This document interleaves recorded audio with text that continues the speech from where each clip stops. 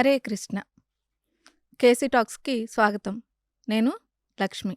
గత భాగంలో అనసూయ అత్రులకు బ్రహ్మ, విష్ణు, మహేశ్వర రూపంగా దూర్వాసముని, చంద్రుడు అలాగే దత్తాత్రేయుడు జన్మిస్తారు. తల్లిదండ్రుల కోరిక మేరకు దూర్వాసముని అంశని అలాగే చంద్రుడి యొక్క అంశని తనలో నిక్షిప్తం చేసుకున్న దత్తాత్రేయుడు 3 ముఖాలతో తల్లిదండ్రులకు కనిపిస్తారు. ఈ వృత్తాంతం అంతా తెలుసుకున్న సీతారామ లక్ష్మణులు ఎంతో ఆనందం చెందుతారు. అనసూయమ్మ సీతమ్మకు చాలా అపరూపమైన వస్తువులను కానుకగా అందిస్తారు.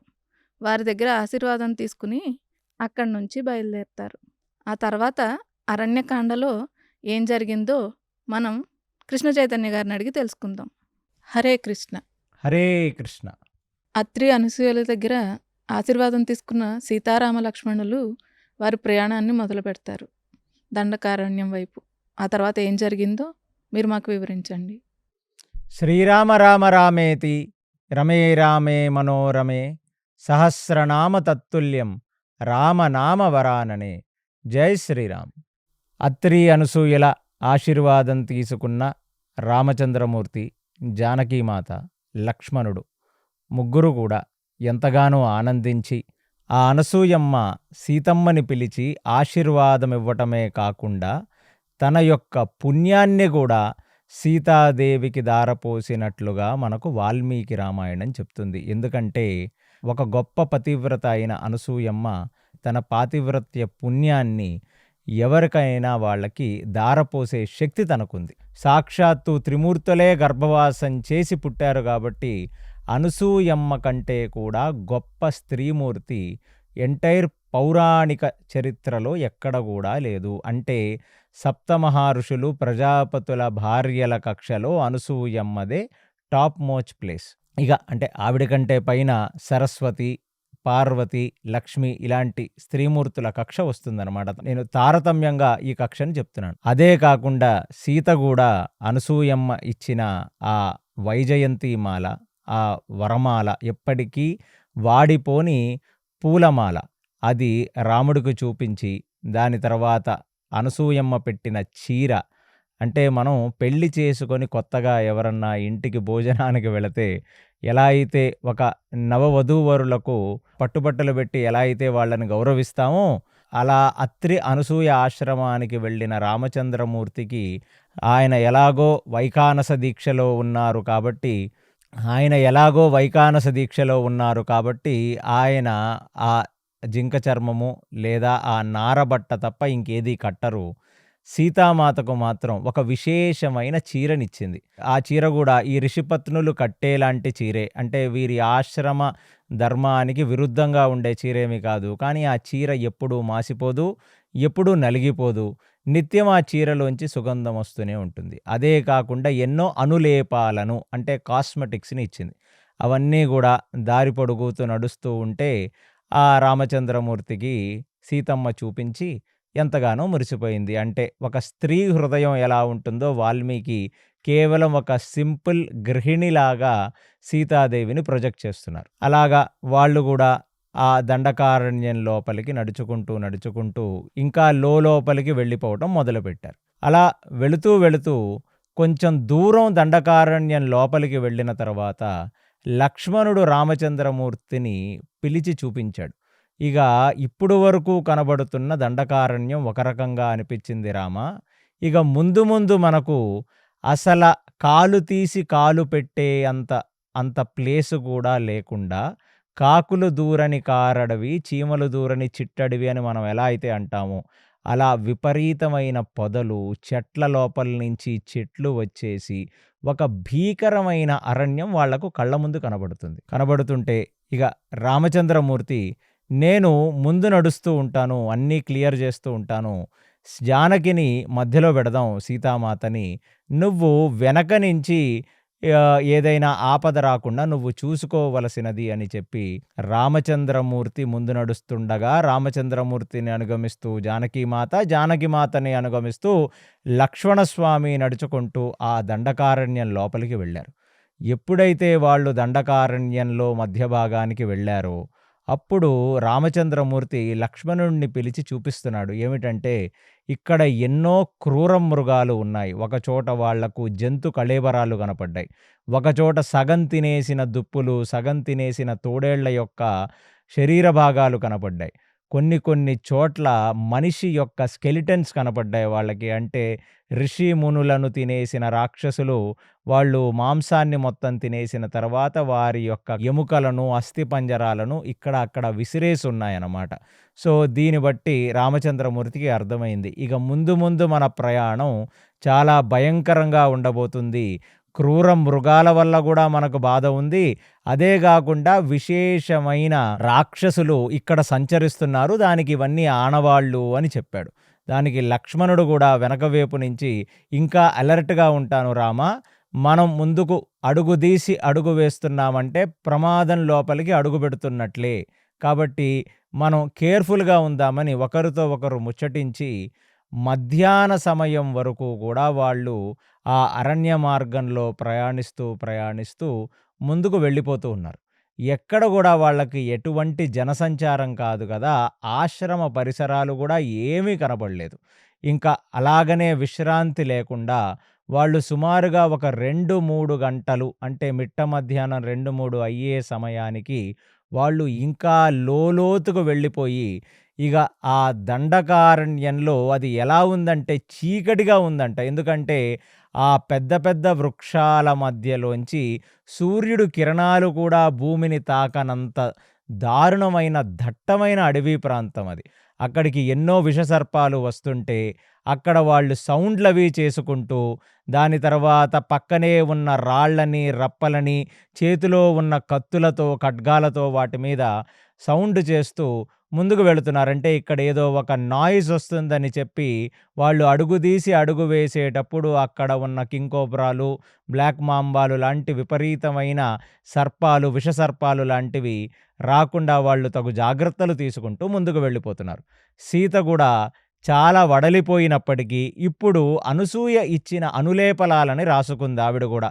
తన అరికాళ్లకు, తన యొక్క మోకాళ్లకు, తన చేతులకు అవన్నీ రాసుకోవటం వల్ల సీతకు ఇప్పుడు చాలా ఎనర్జీ వచ్చేసింది. ఏమిటంటే ఎటువంటి మస్కిటోస్ గానీ, మిడతలు గానీ, పాములు గానీ ఎటువంటివి కూడా తన శరీరాన్ని హాని చెయ్యకుండా, అదే గాకుండా అనులేపనం యొక్క ప్రత్యేకత ఏమిటంటే ఏదైనా ఒక ముల్లు గానీ, ఏదైనా ఒక లత గానీ, ఏదైనా ముళ్ళ కంప గానీ సీత యొక్క చీరకు చుట్టుకున్నా చీర చినగకుండా, ప్లస్ సీతకు అవన్నీ ఏవైనా శరీరానికి తగిలినా గాయాలు జరగకుండా ఉండటానికి ఈ అరణ్యవాసంలో సీత యొక్క సౌలభ్యం కోసం, సీత యొక్క సేఫ్టీ కోసం అనసూయ ఇలాంటి ఒక స్పెషల్ గిఫ్ట్లు ఇచ్చింది. ఆ గిఫ్ట్లన్నీ సీతకు చాలా బాగా పనిచేస్తున్నాయి.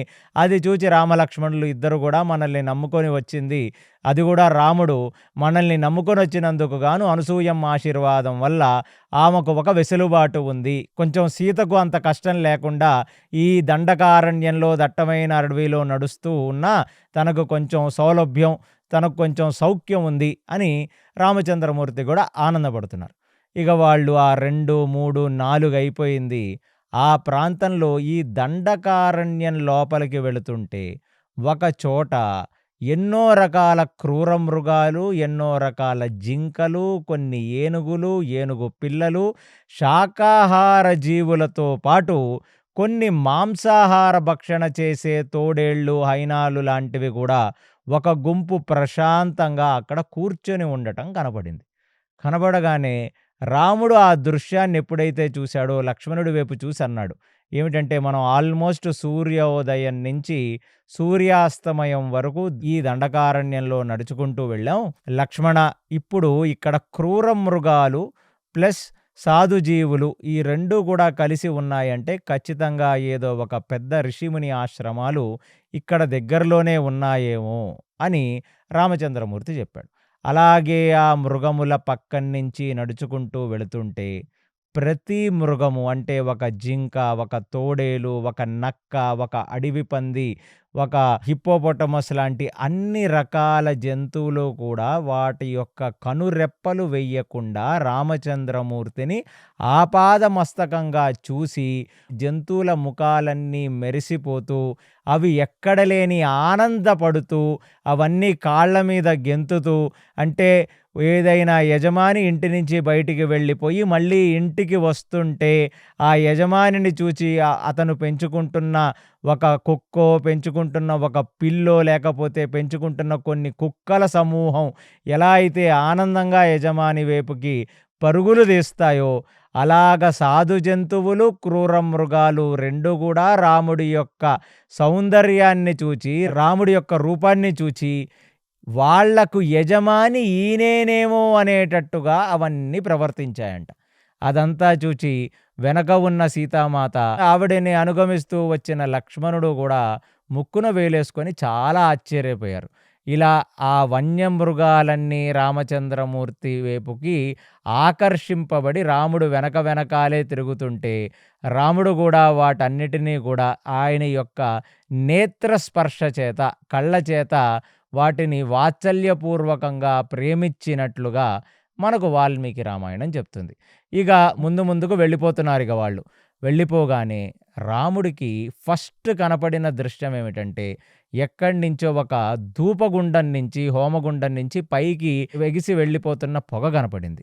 అంతే, ఇక రామచంద్రమూర్తికి ఒక ఆనందం కలిగింది. ఒక రోజంతా దండకారణ్యంలో నడిచి సాయంత్రము నాటికి మనం ఏదో ఒక ఋషులు ఉండే ప్రదేశానికో, మునులు ఉండే ప్రదేశానికో మనం వచ్చేసామని చెప్పి లక్ష్మణుడికి అది చూపించి, చూసావా లక్ష్మణ, ఆ పొగ కనపడిందంటే అక్కడ ఎవరో యజ్ఞం చేసుకుంటున్నారు, కాబట్టి మనం ఖచ్చితంగా ఇంకొంచెం ఫాస్ట్గా నడుచుకుంటూ వెళ్ళిపోతే ఇక ఆ సంధ్యా సమయం నాటికి మనం ఆ ఋషి ఆశ్రమాలను చేరతాం. అక్కడే మనం సంధ్యావందనాది నిత్య నైమితిక కర్మలన్నీ పూర్తి చేసి ఇవాళ రాత్రికి అక్కడే మనం బస చేయవచ్చును.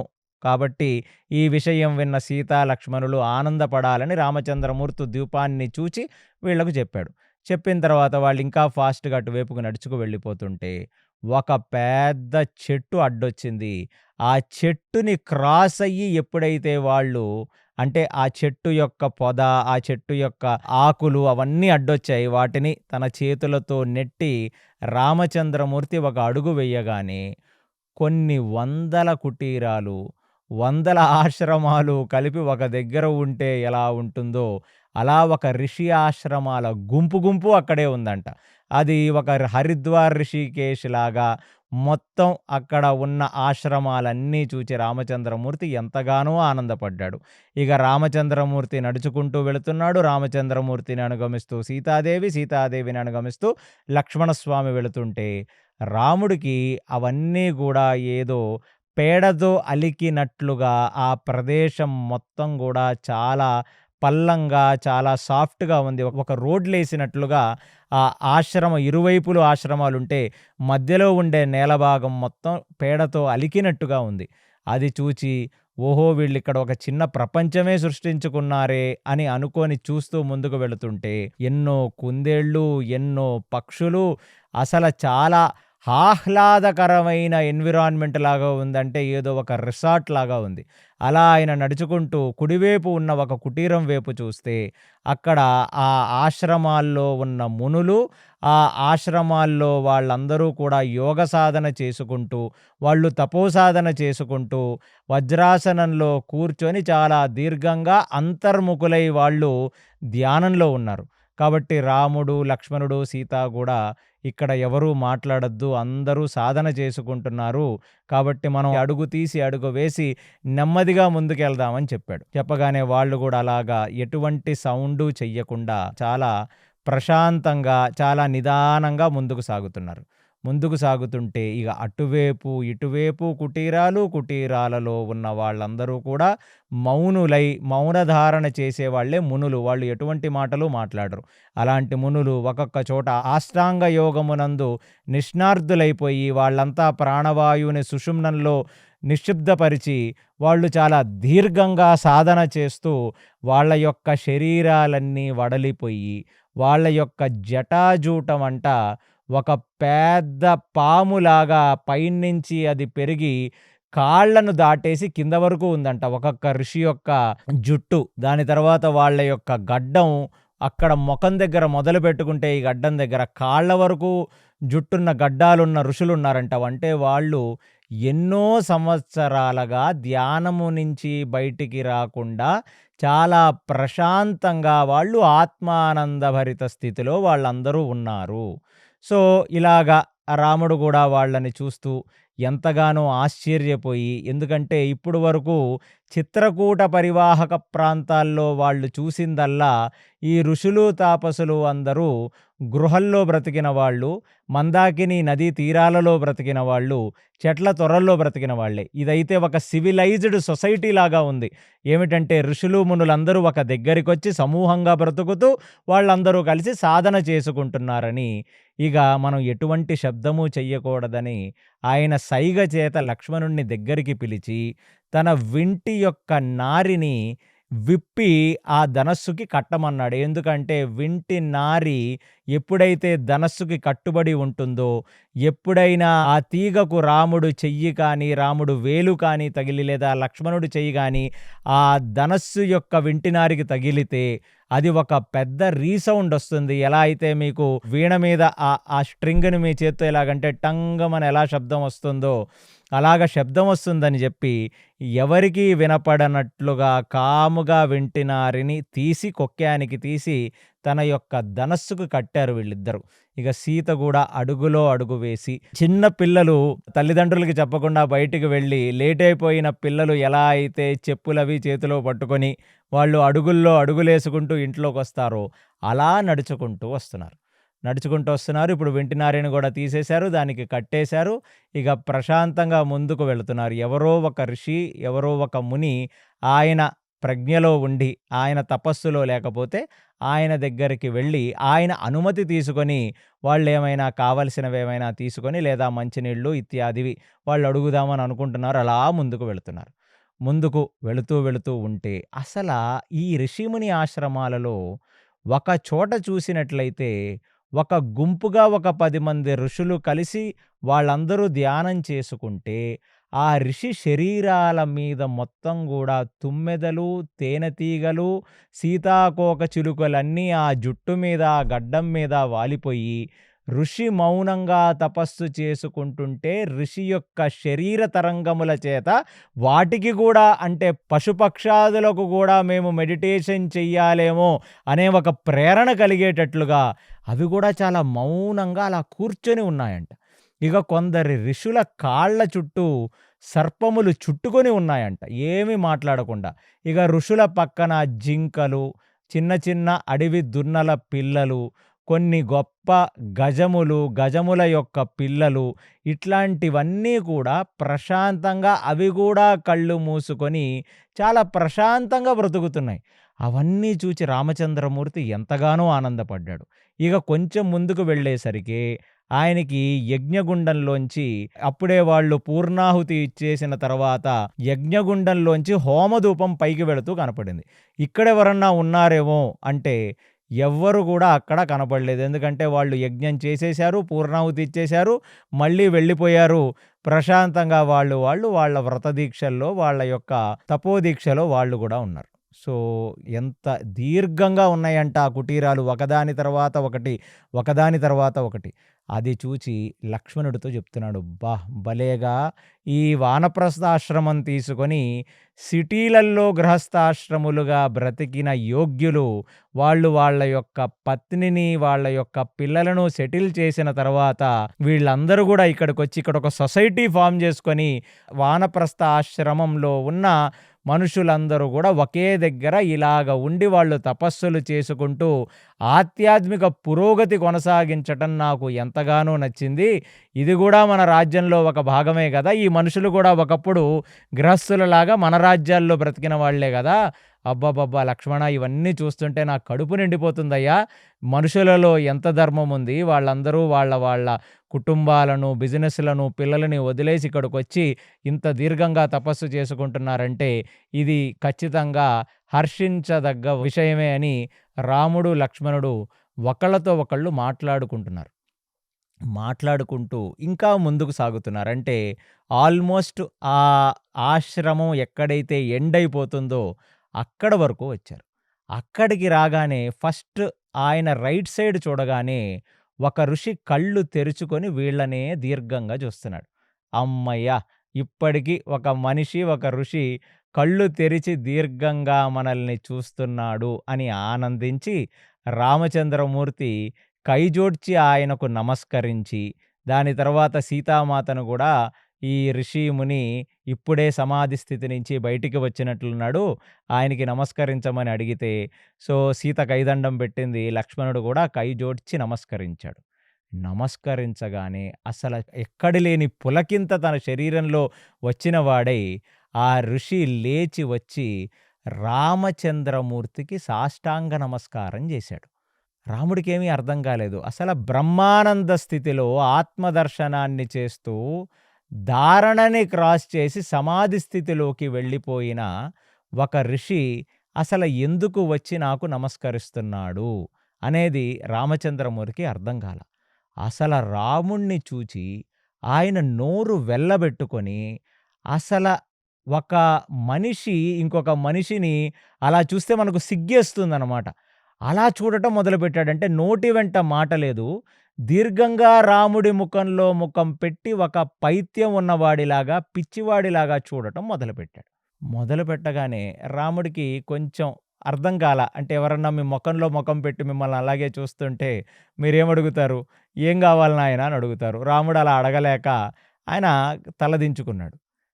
లక్ష్మణుడికి కూడా డౌటొచ్చింది. ఏమిటి రామచంద్రమూర్తిని ఇలా దీర్ఘంగా చూస్తున్నాడు? ఈ ఈయనకేమన్నా చిత్తస్వాధీనం లేదా ఏమిటి? ఈ ధ్యానాలవి చేయటం వల్ల కొంచెం ఏమన్నా చిత్తం ఏమన్నా భ్రమించిందా ఏమిటి అని చూసి, ఒక నిమిషం వెనక్కి తిరిగాడు.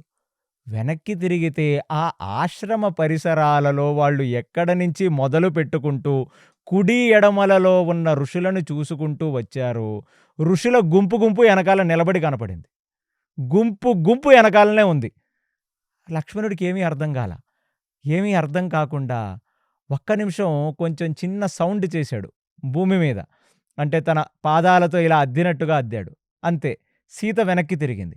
వెనక్కి తిరగానే ఏ ఆశ్రమంలో అయితే రామచంద్రమూర్తిని అనుగమిస్తూ జానకీమాత, లక్ష్మణుడు క్రాస్ చేసుకుంటూ వెళ్ళారో, మొత్తం ఋషులు మొత్తం గూడా వాళ్ళ సమాధి స్థితి నుంచి బయటికి రావటమే కాకుండా, ఏదో ఒక సినిమా యాక్టర్ పల్లెటూరికి వెళితే ఊరు తరలి వచ్చి నోర్లు వెళ్ళబెట్టుకొని ఒక షాకులో ఎలా అయితే చూస్తారో అలాగా రామచంద్రమూర్తినే చూడటం మొదలుపెట్టారు. ఇమ్మీడియేట్‌లీ లక్ష్మణుడు వెళ్లి రాముడి యొక్క చెయ్యి పట్టుకున్నాడు. చెయ్యి పట్టుకొని, మీరేమో అడుగుల్లో అడుగు వేసి నడవమన్నారు. అదే కాకుండా మనం మన యొక్క ధనస్సు యొక్క వెంటినారిని తీసి మనం కట్టేసాం, సౌండ్ అది కూడా రావకుండా. వీళ్ళు ఎలాగ సమాధి స్థితి నుంచి బయటికి వచ్చారో మనకు తెలీదు గానీ, రామా మీరొక్కసారి వెనక్కి తిరిగి చూడవలసినది అని. తన ముందున్న వ్యక్తేమో నోరు వెళ్ళబెట్టుకొని చూస్తున్నాడు. వెనక చూసేసరికే రామచంద్రమూర్తి వందలలో ఋషులు, మునులు అందరూ గూడా గుమిగూడి వాళ్ళందరి కళ్ళు మెరుస్తూ, వాళ్ళు నోర్లు వెళ్ళబెట్టుకొని రామచంద్రమూర్తిని చూడటం మొదలుపెట్టారు. ఇక రాముడు ఒక్కసారిగా ఏం చెయ్యాలో తెలియకుండా అక్కడ అందరూ ఇలా ధీటుగా చూస్తుంటే ఆయన వాళ్ళతో మాట్లాడలేక ఆయన కొంచెం సిగ్గుపడి పక్కనే ఉన్న ఒక ఆసనం మీద కూర్చున్నాడు వచ్చి. కూర్చోగానే యావద్ ఋషులు మొత్తం కూడా వచ్చి రాముడి యొక్క పాదాల దగ్గర వాళ్ళు దండవత్ ప్రణామాలు చేశారు. అంటే ఎక్కడ నిలబడ్డారో అక్కడ వాళ్ళు ఒక కర్ర పడిపోయినట్టు పడిపోయారు. దండవత్ అంటే దండము. అంటే ఒక కర్రని నిలిపి మీరు తోసేస్తే ఎలా పడిపోతుందో అలాగ సాష్టాంగ నమస్కారం. 8 అంగములు భూమికి ఆనించి ఆ కాళ్లకు నమస్కారం చేయటం అనేది వైదిక విధి. అలాంటిది వాళ్ళందరూ కూడా కర్రలు పడిపోయినట్లుగా పడిపోయి రామచంద్రమూర్తి యొక్క కాళ్లకు నమస్కరించగానే రాముడు మనసులో వాళ్ళందరినీ అనుగ్రహించినా బహిర్గతంగా ఆయన కొంచెం అన్‌కంఫర్టబుల్‌గా ఫీల్ అయ్యి, "ఏమిటి ఋషులారా ఎలా ఉన్నారు? ఏమిటి మా వల్ల మీకేమన్నా మీ సమాధి స్థితి నందు మీరు బయటికి వచ్చేసారా? ఎన్నో వందల సంవత్సరాల నుంచి తపస్సులు చేసుకుంటున్నట్లు ఉన్నారు. దీర్ఘకాలంగా తాపసుల్లాగా బ్రతుకుతున్న మీ అందరి యొక్క యోగ నిద్రని భంగం చేసినందుకు గాను మమ్మల్ని క్షమించవలసినది అని రామచంద్రమూర్తి అనగానే వాళ్ళందరూ కూడా దగ్గరకొచ్చి ఏ ఒక్కరికి ఇంకొక వ్యక్తితో సంబంధం లేదు. వాళ్ళందరూ ఎవరంటే ఒక విచిత్రంగా బ్రతుకుతారు ఈ ఋషిముని ఆశ్రమాల్లో. వాళ్ళందరూ ఐకమత్యంగా వచ్చి ఒక సత్సంగంలో సాధన చేస్తారు. సత్సంగత్వే నిస్సంగత్వం, నిస్సంగత్వే నిర్మోహత్వం, నిర్మోహత్వే నిశ్చలతత్వం, నిశ్చలతత్వం జీవనముక్తి అని భజగోవిందంలో శంకర భగవత్పాదులు చెప్పినట్లుగా సాధన చేసినప్పుడు సత్సంగంలో సాధన చేస్తే వాళ్ళందరి ఆరాస్ అన్నీ ఒక దగ్గరికి వచ్చి చాలా స్ట్రాంగ్‌గా ఒక స్పిరిచ్యువల్ అట్మాస్ఫియర్ క్రియేట్ అయ్యి ఒకళ్ళ సాధన నుంచి ఇంకొకళ్ళకు ఆ ప్రేరణ కలుగుతుంది అని వాళ్ళు సామూహికంగా సాధన చేస్తారు. వాళ్ళు సత్సంగంలో సాధన చేస్తారు. అలాంటి వాళ్ళందరూ కూడా ఏ ఒక్కళ్ళతో కూడా ఒకళ్ళు మాట్లాడుకోరు. అసలు మునులంటారా? ఇక వాళ్ళొక్కసారి వానప్రస్థాశ్రమం తీసుకున్న తర్వాత వాళ్ళతో వాళ్ళు కూడా మాట్లాడుకోరు. పక్కవాడితో దూరపు సంగతి. ఏదైనా ఒకటి చూసి తనలో తను మాట్లాడుకుంటూ ఉంటాడు కదా! నీళ్లు చాలా బాగున్నాయనో, కొండ చాలా బాగుందనో ఏదోటి అలా కూడా మాట్లాడుకోని వ్యక్తులందరూ కూడా రామచంద్రమూర్తిని చూచి ఒకళ్ళతో ఒకళ్ళు గుసగుసలాడుకుంటున్నారు. అసలు ఏమి అందం అంటే ఏమి అందం. ఒక ఋషి అంటాడు, ఆ కళ్ళేమిటి అంత కమల పువ్వుల్లాగా ఉన్నాయంటాడు. ఇంకొక ఋషి అంటాడు, ఆ ముక్కేమిటి అచ్చం ఒక కోటేసిన ముక్కు ఎంత సైజులో ఉండాలో అంతే ఉందంటాడు. అసలు ఆ రాముడు చిరుమందహాసం అంటే ఇలాగా పళ్ళు కనపడేలాగా నవ్వితే అబ్బబ్బబ్బబ్బ మెరుపులు మెరిసిపోతున్నట్టున్నాయే అని ఒకరు. ఇంకొకళ్ళు ఆ జుట్టులు అట్టకట్టిన అసలు ఆ కేశములు చూస్తే నా జీవితంలో ఇలాంటి కేశములను నేనెక్కడా చూడలేదని అనుకుంటారు. ఒకళ్ళ ఆ పాదములను చూచి ఆ కాళ్ళకున్న వేళ్ళు చూసావా నువ్వు? ఎంత సైజులో ఉండాలో అంతే సైజులో ఉన్నాయి. ఎంత చూడటానికి బాగున్నాయో ఆ కాళ్ళని ఒకడంటాడు. ఒకళ్ళ అరిచేతులు చూడు రామచంద్రమూర్తిని. అసలు అలాంటి అరిచేతులు నభూతో భవిష్యత్ నేనసలు ఒక మగ వ్యక్తులకు ఇంత సున్నితమైన అరిచేతులు నేను చూడలేదంటాడు. ఒకళ్ళంటారు, ఆ బొటనవేలు చూసావా? అసలు ఏమిటా బొటనవేలు? ఏదో ఆర్ట్ గీసినట్టుందే ఆ బొటనవేలు అంటాడు. ఆ మధ్యలో రాముడు తన కాలు మీద కాలు పెట్టినా, కాలు తీసినా, ఆయన చెయ్యి కదిపినా అది ఒక్క ఆనందంగా భావిస్తూ అసలు వాళ్ళు రాముణ్ణి చూచి తనను తను మరిచిపోయి రాముడి సౌందర్యం తప్ప అసలు ఏమీ కనపడలేని ఒక ధ్యాన స్థితిలోకి జారుకున్నారు. ఇదంతా లక్ష్మణుడు సీతాదేవి చూసి నవ్వుకుంటున్నారు. వీళ్ళందరూ గుసగుసలాడి రామచంద్రమూర్తి దగ్గరికి వచ్చి రాముడితో ఒక్కసారి మాట్లాడాలని చెప్పి మీరే కదా రఘురాముడు అన్నారంతే. నేనే రఘురాముణ్ణి, నేనే ఇక్ష్వాకుకుల తిలకాన్ని, నేనే దాశరథిని, దశరథుడు కుమారుడైన రామచంద్రమూర్తిని అనగానే ఒక్కసారిగా వాళ్ళందరూ కై జోడ్చి ఆ చేతులను గుండెలకు హద్దుకునేలాగా గట్టిగా బిగించుకొని కళ్ళు మూస్తే వాళ్ళందరి కళ్ళల్లోంచి ఒక ఆత్మానందభరితంలో ఒక తన్మయత్వానంద స్థితిలో వాళ్లకు తన్మయత్వంతో అశ్రుధార కారిపోతుందంట వాళ్ళందరికీ. అసలు వాళ్ళు ఋషులంటే ఏంటంటే మునులు, ఋషులు వీళ్ళందరికీ ఏంటంటే వాళ్ళ మనసు వాళ్ళ ఆధీనంలో ఉంటుంది. ఈ వానప్రస్థాశ్రమంలో బ్రహ్మచారిగా ఉన్నప్పుడు శాస్త్రాన్ని నేర్చుకొని తపస్సు ఎలా చెయ్యాలో నేర్చుకున్న ఒక వ్యక్తి ఒక స్త్రీమూర్తిని పెళ్లి చేసుకొని నేను అనే లేని స్థితి నుంచి నా కుటుంబం, నా పిల్లలు అనే ఒక కామస్థితి అంటే నాది అంటే అతనుకు ధార్మికమైన కామాన్ని అనుభవిస్తూ ఆ స్త్రీమూర్తి చేత కొంచెం స్వార్థం వస్తుంది. నా ఇల్లు, నా భార్య, నా పిల్లలు అని. అలాంటి ఒక గృహస్థాశ్రమం లోపలికి వెళ్ళి అక్కడున్న ఆటుపోట్లన్నీ తట్టుకొని గృహస్థాశ్రమంలో ఉన్న ఉత్థాన పతనాలన్నీ చూచి అంటే ఒకానొక రోజు కష్టకాలం వస్తుంది. ఒకానొక రోజు ఎంతో సుఖం దొరుకుతుంది. ఒకానొక రోజు భార్యాభర్తల మధ్యన ఏదో ఒక క్లేశం వచ్చి ఎడముఖం, పెడముఖంగా ఉంటారు.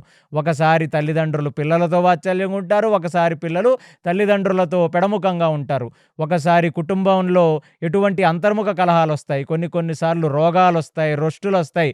కొన్ని రోజులు డబ్బు లేని స్థితి చూస్తారు. కొన్ని రోజులు తిండి లేని స్థితి చూస్తారు. కొందరు మనలతో అమర్యాదగా మాట్లాడితే మన మనసు క్షోభిస్తుంది. సో, ఎన్నో రకాల ఉత్థాన పతనాలు చూసిన ఒక మనిషి ఇవన్నీ క్షణికమే. ఈ దేహమే నశించిపోతుందే. ఈ శరీరం అనే పేరే ఎందుకు పెట్టారు? శీర్యతి ఇతి శరీరం. క్షణం ముందుకు వెళితే క్షణించిపోయే ఈ శరీరము, ఈ భవబాంధవ్యాలు, ఈ తల్లి, చెల్లి, పిల్ల, భార్య, కొడుకు, కూతురు, మరదలు, ఆడపడుచు, పెద్దనాన్న ఇవన్నీ శారీరక బంధాలే కదా! ఇవన్నీ క్షణికం. ఇవన్నీ నిజం కాదు. కేవలం ఇవన్నీ చిన్న చిన్న పాత్రలు పోషించటానికి వచ్చాం మనం. మన ప్రారాబ్ధం కొద్దీ మనకి ఈ బంధనాలొచ్చాయి. ఈ బంధనాలన్నిటి నుంచి నేను తెగదెంపులు జరుపుకొని, నేను వానప్రస్థాశ్రమం తీసుకొని, ఇక గృహస్థాశ్రమానికి నీళ్లు వదిలేసి అరణ్యాలలోకెళ్ళి నిరాసక్తుడినై, నా మనసుని నా ఆధీనంలో పెట్టుకొని, చాలా కఠినంగా తపస్సు చేసి, ఇంద్రియములను, మనస్సును నా ఆధీనంలో పెట్టుకుంటానని దీర్ఘకాలంగా తపస్సులు చెయ్యటమే కాకుండా, వాళ్ళు కన్న తల్లిదండ్రులు కానీ, వాళ్ళని పెళ్లి చేసుకున్న స్త్రీమూర్తి గానీ, వాళ్లకు పుట్టిన పిల్లలు గానీ, మనవళ్ళు గానీ గుర్తుకు రానంతగా పరిపక్వ దిశలోకి వెళ్ళిన వాళ్ళందరూ ఇవాళ రామచంద్రమూర్తి యొక్క కళ్ళు, రామచంద్రమూర్తి యొక్క పళ్ళు, రామచంద్రమూర్తి యొక్క కేశములు, ఆయన కాళ్ళ వేళ్ళు, ఆయన చేతుల వేళ్ల గురించి మాట్లాడటమే కాకుండా, ఎక్కడ లేని చలనం వాళ్ళలో కలిగిపోయి, ఒక జడ వస్తువుకి అంటే ఒక రాయికి, రప్పకి కూడా ఎమోషన్స్ వస్తే ఎలా అవుతుందో అలాగా వాళ్ళ మనసులు కరిగి, వాళ్ళ కళ్ళల్లోంచి అశ్రుధార బయటికి రాగానే ఒకళ్ళ మొఖాళ్ళు ఒకళ్ళు చూసుకొని ఆశ్చర్యపోయారంట అందరూ. ఇదేమిటిది? ఇంత ఎమోషనల్లీ ట్రిగర్ అయిపోయాం మనం అని చెప్పి ముక్కున వేలేసుకొని ఒకళ్ళనొకళ్ళు చూసి సిగ్గుపడిపోతున్నారంట. ఏమిటి ఇలాంటి ఎమోషన్స్ మాకొచ్చాయి అని. ఆ ఋషులు, మునులు అందరూ తన్మయత్వానందంతో కంటి వెంట అశ్రుధార కారుతుండగా, వాళ్ళ శరీరాలన్నీ జల్జరించి, వాళ్ళు కైదండం పెట్టి ఆ చేతులను వాళ్ళ గుండెలకద్దుకొని, అంటే మనం నమస్కారం చేసినప్పుడు మన యొక్క శరీరానికి ఆ 2 చేతులకు ఒక డిస్టెన్స్ ఉంటుంది. వీళ్ళందరూ ఏంటంటే ఒక్కసారిగా రామచంద్రమూర్తి యొక్క సౌందర్యానికి వాళ్ళ శరీరాలన్నీ పులకరించి, వాళ్ళు ఆ కైదండాన్ని తెచ్చి వాళ్ళ గుండెలకు ఆనిచ్చుకొని, అంటే మనం 2 చేతులు దగ్గర పెట్టి నమస్కారం చేస్తాం కదా!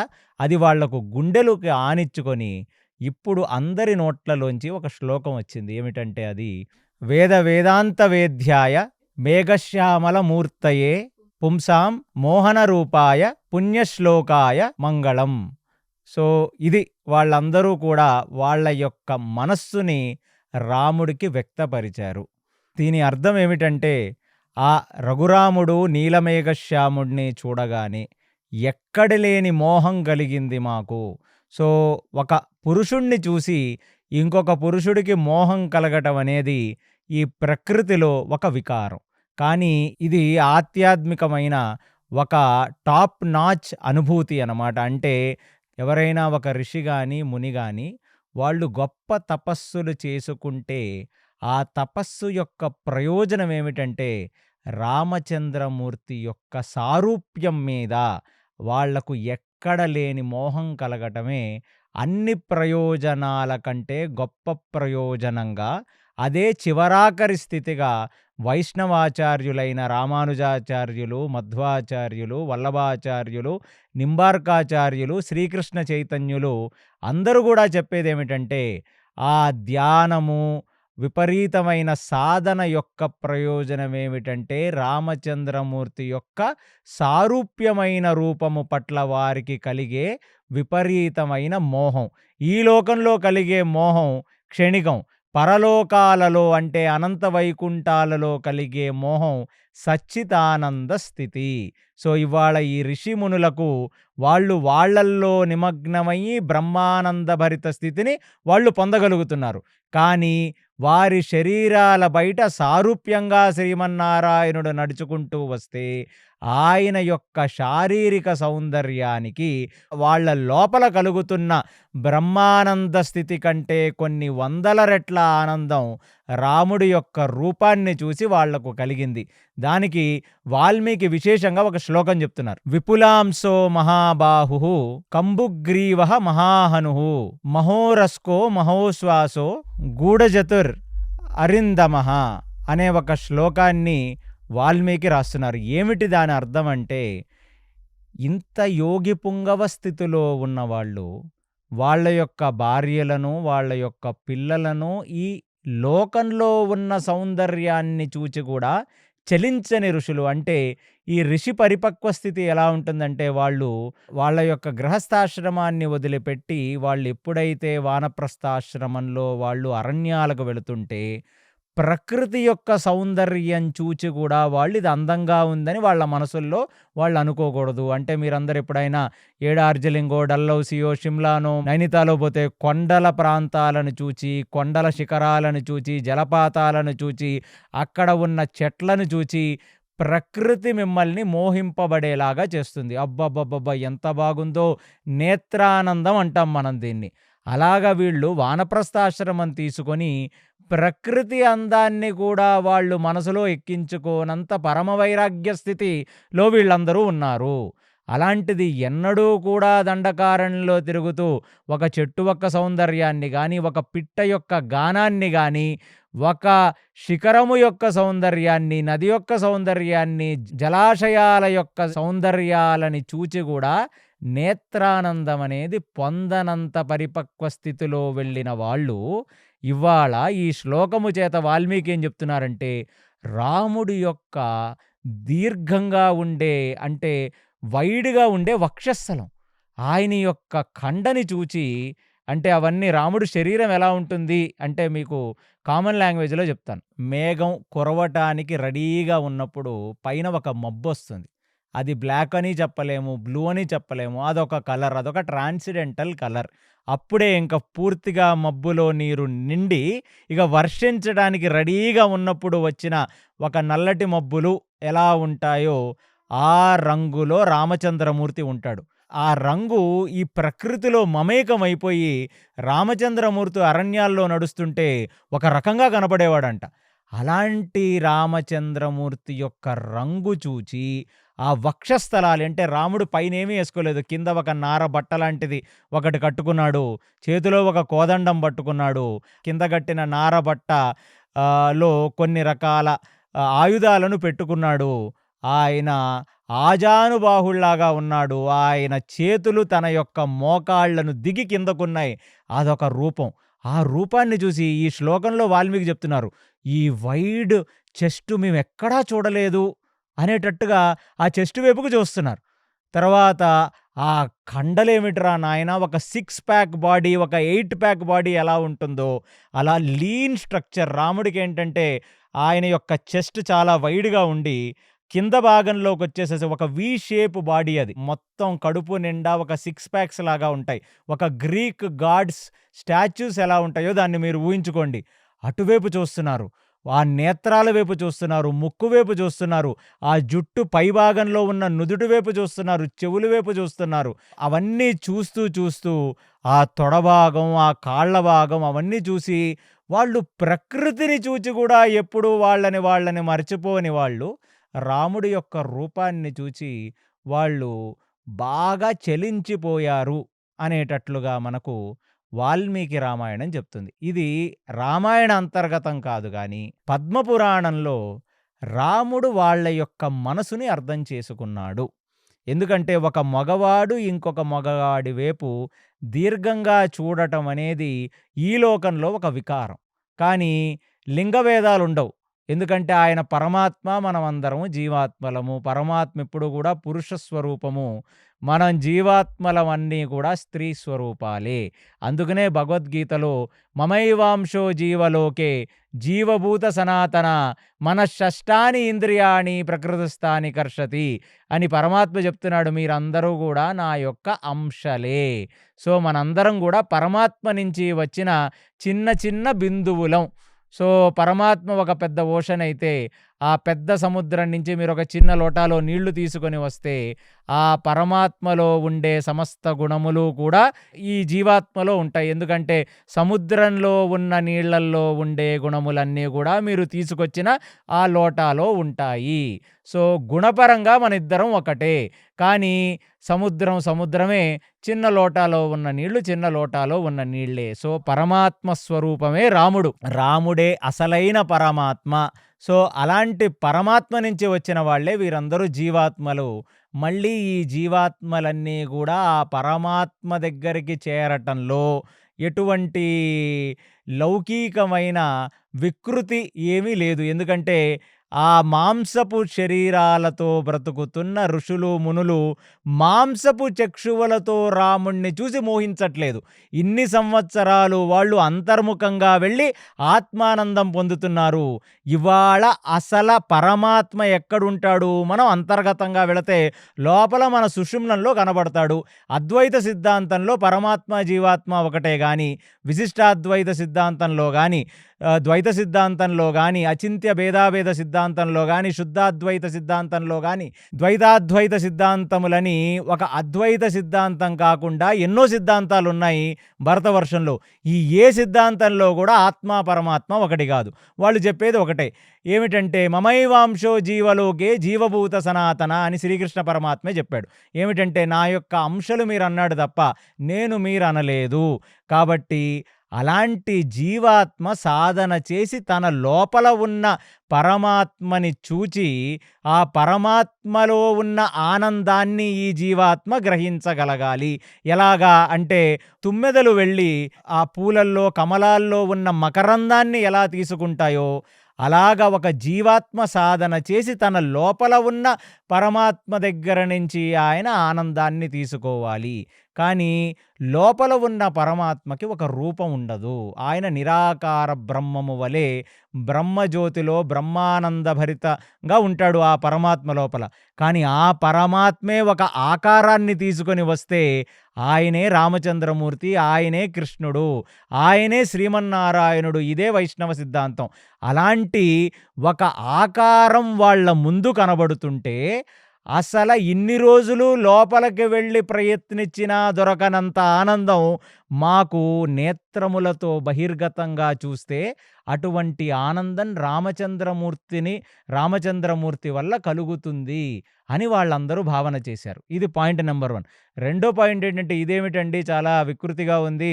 ఆయన యొక్క పాదాలను, ఆయన యొక్క తొడలను, ఆయన యొక్క నాభిని, ఆయన యొక్క జుట్టును, ఆయన యొక్క కళ్ళును, ఆయన పెదములను, వీటన్నిటినీ వాళ్ళు వర్ణిస్తున్నారేమిటి అంటే, ఆయనది మనలాంటి మాంసపు శరీరం కాదు. ఆయనది సచ్చిదానంద స్వరూపం. కృష్ణుడిది, రాముడిది. ఆ మాటికి వస్తే నారాయణుడు ఎప్పుడు అవతార ప్రయోజనార్థమై దుష్ట శిక్షణ, శిష్టరక్షణకి ఈ భూమి మీదకి వస్తాడో, ఆయన మనలాగా మాంసపు శరీరాన్ని తీసుకోడు. కర్మబంధనం వల్ల రాముడికి గాని, కృష్ణుడికి గాని శరీరం రాదు. కర్మనే ఆయన ఆధీనంలో ఉంటుంది. ఆయనకి ప్రారాబ్ధం అంటదు. అందుకనే ఆయన శరీరం మాంసపు శరీరం కాదు, సచ్చిదానంద స్వరూపం.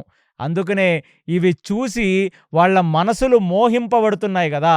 అవి మాంసపు చక్షువులతో వాళ్ళు చూడట్లేదు. మాంసపు చక్షువుల వెనకాల ఉన్న జ్ఞాన చక్షువులతో రాముడి యొక్క సారూప్యాన్ని చూచి వాళ్ళల్లో కలుగుతున్న ఆనందం తన్మయత్వానందం. ఇప్పుడు ఒక పురుషుడు ఒక స్త్రీని చూసి నోరు వెళ్ళబెట్టుకొని కలిగే ఆనందం కామ సుఖం, కామానందం లేదా కామ ఆతృత.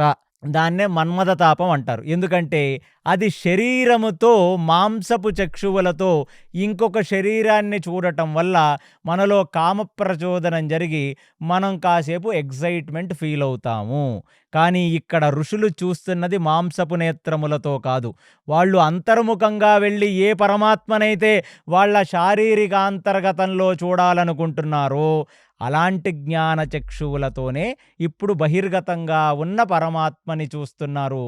వాళ్లకు ఇక్కడ మనం ఒక స్త్రీ పురుషుల మధ్యన కలిగే ఆనందంలో ఒక స్టార్టింగు, ఒక ఎండింగు ఉంటాయి. రామచంద్రమూర్తిని చూస్తూ, చూస్తూ వాళ్ళు పొందుతున్న నేత్రానందానికి స్టార్టింగులు, ఎండింగులు ఉండవు. అందుకనే దాన్ని సచ్చిదానంద స్థితి అంటారు. అదే నిజమైన మోక్షం. అది దొరికిందంటే మనకు మోక్షం వచ్చేసినట్లే. అందుకే మోక్షమేదో ఈ శరీరము వదిలేసిన తర్వాత దొరికేది గాదు. శరీరంలో ఉంటూ షడ్వర్గములను జయించి, ఇంద్రియములన్నిటినీ జయించి, మనసుని జయించి, ఆ మనసుకు అవతల వేపున్న రామచంద్రులను దర్శించుకోవటం వల్ల కలిగే ఒక స్థితే నిజమైన మోక్షస్థితి. అదే భూలోక వైకుంఠం అవుతుంది అలాంటి ఒక స్థితిలో. ఇవాళ ఇక్కడ జరుగుతుందేంటంటే, ఋషిముని ఆశ్రమాలలో వాళ్ళు ఎంతకాలం తపస్సులు చేశారో, ఎన్ని జన్మలెత్తారో, సాక్షాత్తు ఆ సాకేతధామమే నడుచుకుంటూ వీళ్ళ ముందుకు వచ్చేసిందంటే, మోక్షం వీళ్ళ దగ్గరకొచ్చినట్లుగా ఫీలయ్యారు వాళ్ళందరూ. అది వాళ్ళ యొక్క మానసిక పరిస్థితి. ఇప్పుడు ఇది వాల్మీకి రామాయణంలో లేదు గానీ, పద్మపురాణం ప్రమాణంగా నేను చెప్తుందేంటంటే, ఇప్పుడు వాళ్ళు బయటకు మాట్లాడలేదు. కేవలం ఈ శ్లోక రూపంలో వాల్మీకి చెప్పారు. అంటే రాముడి యొక్క భుజాలు, రాముడి యొక్క కండలు, రాముడి యొక్క కలరు, రాముడి యొక్క కళ్ళని చూచి వాళ్ళల్లో మోహం కలిగింది అని. ఇప్పుడు పద్మపురాణం ప్రకారం ఏమిటంటే, వాళ్ళు మనసులతో మాట్లాడుకున్నారు. రామా, నిన్ను ఒక్కసారి మేము ఆలింగనం చేసుకోవాలని ఉంది అని వాళ్ళు బయటకి మాట్లాడినట్లుగా లేదు, మనసులతో మాట్లాడుకున్నారు. అప్పుడు రాముడు కూడా, ఈ అవతారం కాదు, ఇప్పుడు మీరందరూ కూడా ఇంకా తపస్సు చేసి పరిపక్వ దిశ పొంది శరీరాలు వదిలేసిన తర్వాత మీరందరితో కూడా నేను మమైకమై బ్రతికే ఒక అవతారం వస్తుంది. పరిత్రాణాయ సాధూనాం. ఫస్ట్ రాముడు ఎందుకొస్తాడు, కృష్ణుడు ఎందుకొస్తాడు అంటే, వాళ్ళు దుష్ట సంహారం కోసం రారు. పరిత్రాణాయ సాధూనాం అంటే దుష్ట శిక్షణ రెండవ పని ఆయనకి. శిష్ట రక్షణ. శిష్ట రక్షణ అంటే ఏమిటి? అన్ని రకాల రక్షణ. ఒక భార్యని భర్త రక్షించడం అంటే ఏమిటి? ఆమెకి తిండి పెట్టడం, కేవలం గుడ్డివ్వటం, లేకపోతే ఆమె ద్వారా పిల్లలని కనటము, ఆమెకి ఒక సోషల్ సెక్యూరిటీ ఇవ్వటమే కాదు గదా! ఒక ఎమోషనల్ సెక్యూరిటీ. అలాంటిది వీళ్ళందరికీ గూడా ఆ స్పిరిచ్యువల్ సెక్యూరిటీ ఇచ్చాడు ఇప్పుడు రామచంద్రమూర్తి. ఇది పద్మపురాణం చెప్తుంది చాలా ఎలాబొరేట్‌గా. నేను ఒక అవతారం తీసుకొని కేవలం మీకు కలిగిన కోరికను తీర్చటం కోసమే వస్తాను అని. అదే కృష్ణావతారం. ఇక్కడ ఉన్న ఆ ఋషులే మళ్ళీ గోపికలుగా పుట్టి, ఇప్పుడు దేవకీ గర్భాన పుట్టిన కృష్ణుడు చిన్న బాలుడుగా వెళ్ళిపోయిన తర్వాత ఆ గోపికలు ఆయనకి స్నానాలు చేపిస్తూ, ఆయనని ఎత్తుకుంటూ, ఆయనతో ఆడుకుంటూ, ఇదంతా మనకి లౌకికంగా కనబడుతుంది. వాళ్ళు ఆడుకుంటే పెద్ద విషయం ఏమిటండి? ఎటువంటి స్త్రీమూర్తి అయినా చిన్నపిల్లవాడు కనపడగానే ఎక్కడ లేని మాతృత్వం వచ్చేస్తుంది ఆ స్త్రీమూర్తికి. చిన్న చిన్న పిల్లలు అంటే 13, 14 సంవత్సరాల పిల్లలు కూడా ఆ చిన్న చిన్న బొమ్మలతో ఆడుకుంటారు. వాళ్ళలో ఆ మాతృత్వం చిన్నప్పటి నుంచి ఉంటుందన్నమాట ఒక స్త్రీమూర్తిలో. అలాగ వాళ్ళందరూ కృష్ణుడిని ఎత్తుకోవడం, ఆడుకోవటంలో ఏం విచిత్రం ఉంది? అదే విచిత్రం ఏమిటంటే, వీళ్ళు ఆయన్ని ముట్టుకోవాలని అనుకున్నారు, ఆయనతో ఆడుకోవాలని అనుకున్నారు, ఆయన ఒకసారి ఆలింగనం చేసుకుందామని అనుకున్నారు. ఆయనని ఒక ఫ్రెండ్‌గా భావించారు కొందరు, ఒక భర్తగా భావించారు కొందరు, ఒక మిత్రుడిగా భావించారు కొందరు. అన్ని రకాల రసాలను పండించటానికి రామచంద్రమూర్తి శ్రీకృష్ణ పరమాత్మగా వచ్చి, ఆ ఋషులు, మునులు మనసుల్లో ఏమేమి అనుకున్నారో, ఆయనతో మనసు విప్పి వాళ్ళేమి మాట్లాడుకున్నారో, ఒకళ్ళు రామా, నీలాంటి భర్త దొరికితే మాకెంత బాగుంటుంది అని అనుకున్నారు. వాళ్ళు 16,108 మందిలో ఒకళ్ళుగా మారిపోయారు. రామా, నువ్వు నాకొక లవర్ అయితే ఎంత బాగుంటుందని ఎవరైతే అనుకున్నారో వాళ్ళు గోపికలుగా మారిపోయారు. రామా, నువ్వు ఒక చిన్న పిల్లవాడిగా మారిపోతే నేను నిన్ను లాలించి పాలించి ఆడుకోవాలని అనుకున్నారో వాళ్ళందరూ కూడా గోపికా స్త్రీలులాగా మారిపోయి ఆ ఉయ్యాలలో ఉన్న కృష్ణుణ్ణి ఆటలు పాటలతో వాళ్ళు మనసులకు హద్దుకొని వాళ్ళు ఆనందించారు. ఇందులో అన్ని రకాల రసాలు బయటకొచ్చేశాయి. నేను నీ స్నేహితులలాగా ఉండాలని అనుకున్నారు. వాళ్ళల్లో ఒకడు కుచేలుడు, ఒకళ్ళు ఇంకా ఆయనతో పాటు తిరిగిన ఎందరో మిత్ర బృందంతో ఆయన ఆవులను మేతకు తీసుకువెళ్ళేటప్పుడు మిత్రులతో వెళ్ళాడు, గోప బాలులతో వెళ్ళేవాడు. వాళ్ళలాగా మారిపోయారు. ఎంటైర్ బృందావనం ఈ అరణ్య పర్వంలో ఉన్న ఫస్ట్ కాండంలో ఈ ఋషిమునులు ఎవరెవరైతే మనసుల్లో ఏమేమి కోరుకున్నారో రాముడు వాళ్ళ కోరికలన్నీ కృష్ణావతారంలో తీర్చినట్లుగా మనకు పద్మపురాణం చెప్తుంది. రామాయణం వాల్మీకి రామాయణం మాత్రం వాళ్ళ మనసుల్లో ఇలాంటి కోరికలు కలిగాయి. ఆయన యొక్క రూపము చూచే వాళ్ళందరూ ఆకర్షితులయ్యారు. రాముడు వాళ్ళని అనుగ్రహించాడనేటట్టుగా మనకు వాల్మీకి రామాయణంలో చెప్తున్నారు. ఇక వాళ్ళందరూ దగ్గరకొచ్చారు. ఇప్పుడు ఆ మోహం అంతా బాగా తలకెక్కేసింది. ఇక రాముడితో మాట్లాడాలి, రాముడితో ముచ్చటించాలి, రాముడితో తినాలి. ఇక వాళ్ళందరిలో కొందరు పరిగెత్తుకుంటూ వెళ్ళారు. కొన్ని కందమూల ఫలాలిచ్చారు రామచంద్రమూర్తికి. మీరవన్నీ తీసుకోవాలన్నారు. లోపల నుంచి ఒకళ్ళు పుట్టతేనె తీసుకొనొచ్చారు. ఇంకొకళ్ళు ఇంకేదో తీసుకొనొచ్చారు. మొత్తం అక్కడ పెద్ద ఫీస్ట్ ఆర్గనైజ్ చేశారు. రాముడు పక్కనే కూర్చున్నారు. ఋషులు, మునులందరూ కాసేపు మర్చిపోయారు మేము తాపసులమని. రాముడు తింటుంటే దాన్ని చూచి ఆనందిస్తున్నారు. అబ్బబ్బబ్బబ్బా! అసల ఇలాంటి సీను నభూతో నభవిష్యత్ అని చెప్పి సీతా, లక్ష్మణుడు పక్కన నించొని ముక్కు మీద వేలేసుకొని చూస్తున్నారు. అంటే మనల్ని ఎవడు పట్టించుకోవట్లేదు. రాముడి యొక్క ఈ సౌందర్యం గావచ్చు, రాముడి యొక్క అంటే నిజమైన మోహం ఏమిటంటే పరమాత్మ మీద మోహం కలగటమే. అన్ని మోహాలలోకి పరిపక్వ స్థితిలో ఉండే మోహం. అలాంటిది వీళ్ళందరూ గూడా ఇక రాముడికి ఎడిక్ట్ అయిపోయారు. వాళ్ళకి ఇన్‌ఫాక్చుయేషన్ కలిగింది. ఇక రాముడు వెళ్ళిపోతే ఇక వాళ్ళు వదిలేసే పరిస్థితుల్లో లేని స్థితికి వాళ్ళందరూ వెళ్ళిపోయారు. ఇక రాముడు కూడా వాళ్ళందరినీ చూచి వాళ్ళ యొక్క యోగక్షేమాలు అడిగి, "ఏం జరుగుతున్నాయి మీ జీవితాల్లో?" అని అడిగాడు. రామచంద్రమూర్తిని వాళ్ళు చూసుకొని ఇక అప్పుడు వాళ్ళు ఫస్ట్ అంటే ఎప్పుడైనా చాలా రోజులు హాస్టల్‌లో ఉన్న ఒక విద్యార్థి దగ్గరికి వాళ్ళ తల్లి గాని, తండ్రి గాని వచ్చి, "నాయనా భోజనం ఎలా ఉంది?" అనగానే ఒక పిల్లడు పరిగెత్తుకుంటెళ్ళి అమ్మను పట్టుకొని ఏడ్చేసి, "అమ్మ నువ్వు చేస్తున్న వంటలేమి ఇక్కడ పెట్టట్లేదు. సో నాకు ఈ ముద్దపప్పు లేదు, ఆవకాయ లేదు, ఆవు నెయ్యి లేదు, నాకిష్టమైన ఏ వంటలు ఇక్కడ పెట్టట్లేదని" ఎలా అయితే ఏడ్చేస్తారో, అలాగే తండ్రి కనపడగానే తండ్రిని పట్టుకొని, "టీచర్ గారు కొట్టారు నాన్న, నిన్న నాకు మార్కులు తక్కువొచ్చాయంటే చూడు నా చెయ్యి వాచిపోయిందని" చూపించినట్లుగా, అంటే ఉపమానం మీకు కామెడీగా ఉన్నా, ఇలాంటి పరిస్థితే అక్కడ ఉన్న ఆ ఋషిమునులది. వాళ్ళు రామచంద్రుడి చేతులు పట్టుకొని, "స్వామి అసలు ఇక్కడ పరిస్థితి చాలా అస్తవ్యస్తంగా ఉంది. కామరూపాలలో రాక్షసులు తిరుగుతున్నారు స్వామి ఇక్కడికి. మేమన్నీ వదిలేసి కేవలం ఆ ఆత్మానందం పొంది మోక్ష సాధన చేసి మోక్షానికి వెళ్ళాలని మేమందరం సాధన చేసుకుంటుంటే, మమ్మల్ని సాధన కూడా చేసుకోనివ్వకుండా మేమెప్పుడన్నా అగ్నికార్యం లాంటివి చేసినప్పుడు ఆ ధూమగుండంలోంచి ధూపం బయటికి వస్తుంటే అసురులందరూ కూడా కామరూపాల్లో వచ్చేసి ఒక చిన్న తోడేలుగనో, ఒక కుందేలుగనో, ఒక మిడతగనో, ఒక కోయిలగనో, ఒక రామచిలుకగనో ఇక్కడికి వచ్చేసి మేము ధ్యానంలో కూర్చుంటున్నప్పుడు మా మీద కూర్చొని మమ్మల్ని చికాకు చేస్తూ మాకు ధ్యానం సరిగ్గా లోపలికి వెళ్ళని స్థితికి తీసుకొనొచ్చి మాలో కొంచెం చికాకు కలిగిన తర్వాత మాలో వికారం ఎప్పుడైతే లేచిందో అప్పుడు వాళ్ళు రాక్షసుల్లాగా మారిపోయి మమ్మల్ని సజీవంగా చంపి తినేస్తున్నారు తండ్రి. అసల మేము ఏ ప్రయోజనం గురించైతే సిటీలో వదిలేసి ఈ అరణ్యాలకొచ్చామో ఆ ప్రయోజనం కానివ్వకుండా చూస్తున్నారు" అని ఒకళ్ళు చెప్పారు. మరొకళ్ళు, "రామ ఏం చెప్పమంటావు చెప్పు? ఎంతో కాలంగా తపస్సులు చేసి పుణ్యాలను మూటగట్టుకున్నాం.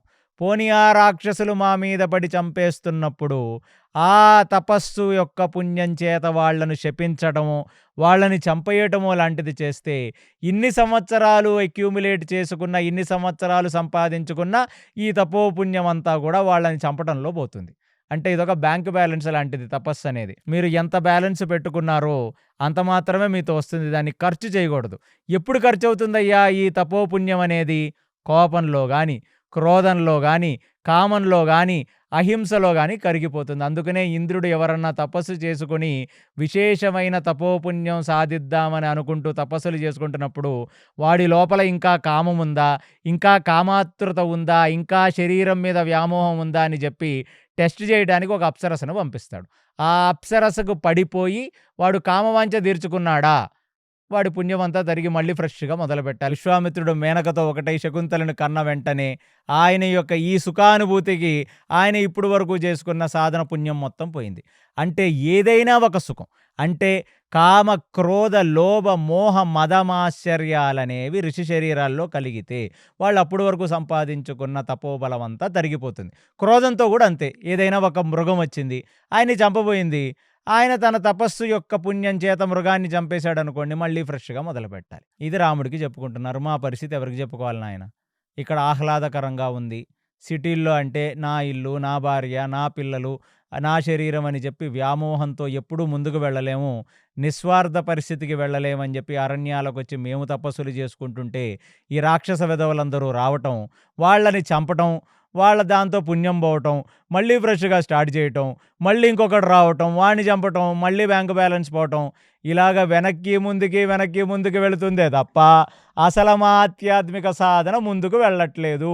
ఇది ఎలా ఉందంటే రామా అని ఇంకొక మూడో వ్యక్తి చెప్తున్నాడు. ఒక తెప్ప మీద నది దాటుతున్నప్పుడు తెప్పకి ఒక పెద్ద రంధ్రం ఏర్పడిందంటే, ఇక తెప్పతో మునిగిపోలేక లోపలికి వచ్చిన నీళ్ళని తోడేసి బయటికి వేస్తుంటే, ఇక ఆ నీళ్లు తోడి బయటికి వేస్తుంటే తెప్ప మీద ముందుకు వెళ్ళేదెప్పుడు? సో, ఇప్పుడు వాళ్ళ పరిస్థితి ఏమైపోయిందంటే, పెద్ద గంగా నది మధ్యలోకి తెప్ప వెళ్ళింది. అక్కడ పెద్ద రంధ్రం ఏర్పడింది. తీసిన నీళ్లు బయటికి పోస్తున్నారు అంతే తప్ప, ఇక ముందుకు వెళ్ళే పరిస్థితుల్లో లేరు. అది రాముడికి చెప్పి బాధపడుతున్నారు వాళ్ళు. ఆత్మీయత కలిగింది వాళ్ళకి. ఇప్పుడు వరకు ఏంటంటే, ఈ హాస్టల్‌లో వార్డెన్ లేడు. ఇప్పుడు వరకు ఈ హాస్టల్‌లో ఒక పేరెంట్స్ రారు. ఎందుకంటే అందరిని వదిలేసి వచ్చేసారు గదా! ఇప్పుడు నిజమైన బంధువు ఎవరయ్యా మనకంటే పరమాత్మే నిజమైన బంధువు. ఎన్నో జన్మలలో ఎందరికో మనం పిల్లలమయ్యాం. ఎందరో మనకు తండ్రులయ్యారు. ఎన్నో జన్మలలో మనం ఒకళ్ళకు భార్యలయ్యాం. ఎవరో మనకు భర్తలయ్యారు. ఈ బంధు, మిత్ర, కళాత్రులు వీళ్ళందరూ ఈ జన్మాంతరాలు మారుతూనే ఉంటారు, వస్తూనే ఉంటారు.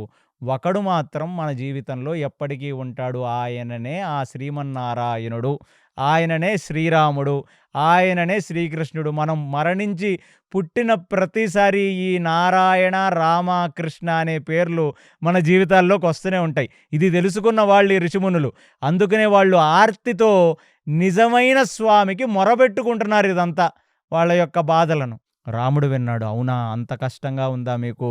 తెప్పలో వచ్చిన నీళ్ళన్నీ తోడేసి కిందేసేయటమే, మళ్ళీ తిరిగి ఆ నదిలో వేసేయటమే తప్ప ముందుకు వెళ్ళలేకపోతున్నారా? ఆధ్యాత్మిక సాధనలో ముందుకు వెళ్ళలేకపోతున్నారా అంటే, ఇప్పుడు ఒక వృద్ధుడు, వయోవృద్ధుడైన వాడొచ్చి రాముడికి చెప్పాడు. రామ, అసలు చాలా కష్టకాలంలో ఉంది. బండి ముందుకే వెళ్ళట్లేదు. మా ఆధ్యాత్మిక సాధన ముందుకు వెళ్ళట్లేదు. ఇప్పుడు నువ్వు కనపడ్డావు కదా! సో, ఇప్పుడు నీ ఆశీర్వాదముల చేత, నీ కృపాకటాక్షముల చేత, అంటే మేము బాధపడుతున్నామని తెలిసి నీ అంతట నువ్వే మా దగ్గరికి నడుచుకుంటొచ్చావు. మేమెప్పుడూ దీర్ఘంగా, అంతర్ముఖంగా వెళ్ళి సాధన చేస్తాం. ఇవాళ మొట్టమొదటిసారిగా మేము అంతర్ముఖంగా సాధన చేస్తున్నప్పుడు మా కాళ్లకు పాములు చుట్టుకున్నా, పెద్ద పెద్ద రాకాసి గద్దలు సౌండ్లు చేసుకుంటూ వచ్చిన, భీకరమైన మృగాలు ఇక్కడికి వచ్చి గాండ్రించినా, అరిసినా, రాక్షసులు ఇక్కడికి వచ్చి పెద్ద పెద్దగా గెంతుకుంటూ వాళ్ళు భీకరమైన నాతాలు, భీకరమైన అరుపులు అరిసినా అవి ఈ చెవులలోంచి వెళ్ళేవే కావు. ఇక నేనంటావా, వీళ్ళందరిలో వృద్ధుణ్ణి నేను రామా. అలాంటిది నువ్వు కాలు ఎప్పుడైతే ఈ ఆశ్రమంలో మోపావో, మాలో ఒక జల్జరింపొచ్చింది. మాలో ఒక చలనం వచ్చింది. అసలా అప్పుడే మాకు అర్థమైపోయిందంటే, మా తపస్సుకి ప్రయోజనం నువ్వే. మేము తపస్సు ఎవరి కోసం చేస్తున్నామంటే నీ కోసం చేస్తున్నాం. నువ్వే మా జీవిత ప్రయోజనం. కాబట్టి రామ, మేము అలిసిపోయాం, సొలసిపోయాం. ఎన్నో జన్మలు ఎత్తాం. పునరపి జననం, పునరపి మరణం, పునరపి జననీ జఠరే శయనం. ఎన్నోసార్లు ఆ గర్భస్థు నరకాన్ని అనుభవించి తల్లి గర్భంలోంచి బయటికి వచ్చాం. ఇహ సంసారం బహదుఃఖారం. ఇక తెలుసుకున్నాం, ఈ భవబాంధవ్యాల్లో సుఖం లేదు, ఈ ప్రపంచంలో సుఖం లేదు. సో, కృపయా పాహి పాహి మురారి. ఇక నీ దగ్గర మాత్రమే సుఖం ఉంది అని మాకు తెలిసింది. ఇవాళ మా జీవితం యొక్క సాఫల్యం ఏమిటంటే, నిన్ను మేము దర్శించుకోవటం, నీతో మేము ముచ్చటించటం, నిన్ను మేము శరణార్థులమై అర్థించటం. ఇది అన్నిటికంటే మాకు నచ్చిన స్థితి. మేము ఇవాల్టి వరకు పొందిన అన్ని ఆనందాలలోకి నీతో ముచ్చటించి నీకు శరణాగతి పొందటమే అన్నిటికన్నా మాకు ఎక్కువ ఆనందాన్నిచ్చిందని చెప్పి ఆ ఋషి కైదండం పెట్టి రాముడికి సాష్టాంగ నమస్కారం చేస్తే, రాముడు ఆ ఋషి యొక్క మాటలకు పులకించి రాముడి యొక్క కంటి వెంట అశ్రుధార వచ్చిందంటే, ఇంతమంది నన్ను నమ్ముకొని నన్ను అర్థిస్తున్నారు అనే ఒక సంగతి రాముడు తెలుసుకొని, రాముడన్నాడు, "ఏమీ కాదు, నేను మీకు అభయం ఇస్తున్నాను. మీ అందరికీ గూడా మీరు మీ ఆధ్యాత్మిక సాధన బాగా చేసుకుంటూ, మీరు ఈ జీవితాల్లో దేహత్యాగం చేసిన తర్వాత మళ్ళీ మీరందరూ కూడా మనుష్య దేహములతో నా దగ్గరికి చేరతారు. అదే మీ చివరాఖరి జన్మ. అప్పుడు మీకు నిజమైన ఆనంద స్థితిని నేను చూపిస్తానని" రాముడు వాళ్ళకి వాగ్దానం ఇస్తుండగా, అప్పుడు అక్కడ ఉన్న ఇంకొక ముని లేచి, "రామా, అసల వర్ణాశ్రమ ధర్మములను కాపాడాల్సిన బాధ్యత రాజులది. కానీ ఎన్నో సంవత్సరములుగా మీ తండ్రి గారున్నప్పుడు మీ తండ్రి గారు కొంతవరకు కాపాడారు. కానీ కాలం మారింది. రావణాసురుడు యొక్క సంతతి, ఆ రావణాసురుడిని ఆశ్రయించిన అసురులు ఈ దండకారణ్యంలో పేట్రేగిపోయారు. ఒక రాజు నిజంగా రాజ్యాన్ని ధర్మబద్ధంగా పరిపాలించి 4 ఆశ్రమాలలో ఉన్న వాళ్ళని, 4 వర్ణాలలో ఉన్న వాళ్ళని కాపాడితే, అంటే బ్రహ్మచర్య, గృహస్థ, వానప్రస్థ, సన్యాసమనే ఈ 4 ఆశ్రమాలలోకి వెళుతున్న 4 వర్ణాల వాళ్ళు, బ్రాహ్మణ, క్షత్రియ, వైశ్య, శూద్రులను కాపాడితే, మేము చేసే తపోసాధనలో 1/4 వంతు ఫలాన్ని ఆ రాజుగారికి మేము ధారపోస్తాం. మేము ఆ రాజుగారికి ఇచ్చేస్తాం. అలాంటిది నువ్వు తప్ప మాకు ఎవరూ లేరు. ఎందుకంటే ఇతకు పూర్వం మాకు ఏ రాజు వచ్చి మాకా కాన్ఫిడెన్స్ ఇవ్వలేదు. మాకెవరూ కూడా నేను మిమ్మల్ని కాపాడతానన్న కాన్ఫిడెన్స్ ఇవ్వలేదు. అరణ్యాలకు వెళ్ళిపోయారులే అని చెప్పి వానప్రస్థ ఆశ్రమం వాళ్ళని అందరూ కూడా ఇగ్నోర్ చేశారు. ఫస్ట్ టైం రామా, నువ్వు ఖచ్చితంగా కోదండాన్ని చేతిలో పెట్టుకోవటమే కాకుండా చేతిలో ఖడ్గాలు, ఆయన మొలలో ఒక కత్తి, ఇట్లాంటివన్నీ చూచి నువ్వు మమ్మల్ని కాపాడటానికి వచ్చిన ఒక క్షత్రియ వీరుడిలాగా మాకు కనబడుతున్నావు. కాబట్టి రామా, దేహి దేహి, మమ్మల్ని నువ్వే కాపాడవలసినది. నీ దగ్గర కాకపోతే మేమెవరి దగ్గర మొరబెట్టుకుంటామని చెప్పి చాలా సాన్నిహిత్యంతో ఏదో ఒక హక్కు ఉన్నవాడిగా అడిగాడంట. అంటే హక్కు ఎవరి మీద ఉంటుంది? మన వాళ్ళ మీదనే మనకు హక్కు ఉంటుంది. ఎరా ఇది చెయ్యట్లేదు అని ఒక తండ్రి కొడుకును మాత్రమే అడగగలడు. ఆ హక్కుతో వీళ్ళందరూ కూడా, అంటే వాళ్ళకి బంధుత్వం ఏర్పడిపోయింది ఇప్పుడు. ఆ సారూప్యంగా సశరీరంగా వచ్చిన సచ్చిదానంద స్వరూపుడుగా ఉన్న రామచంద్రమూర్తిని చూచి వాళ్ళందరూ, ఇక వీఆర్ యువర్ రెస్పాన్సిబిలిటీ, మేము శరణాగతి పొందాము నీకు. ఇక్కడ మళ్ళీ మీరు అర్థం చేసుకోవాలి, మళ్ళీ కృష్ణుడు అర్జునుడికి చెప్పిన చరమ శ్లోకం, సర్వధర్మాన్ పరిత్యజ్య మామేకం శరణం వ్రజ అహం త్వా సర్వపాపేభ్యో మోక్షయిష్యాసి మా శూచ.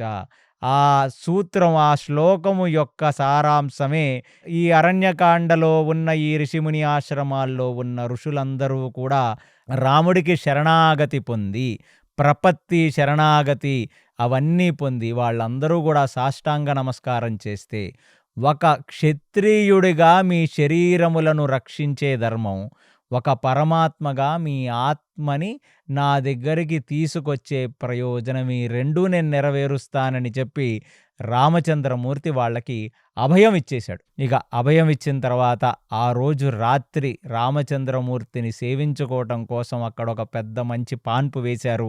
కానీ రాముడు, ఇలాంటి చోట నేను పడుకోను, నేను కూడా మీలాగా ఒక ఋషిముని ఆశ్రమాలలో ఉన్నవాడినే అంటే ఆ మీద నుంచి ఆ పూలు గీలు తీసేశారు. ఒక ప్రశాంతమైన ఋషులు ఎలా పడుకుంటారో ఒక దర్భగ్రాసం మీద రాముడు పడుకున్నాడు. రాముడు పక్కన సీత, లక్ష్మణుడు బయట కాపలా కాస్తున్నాడు.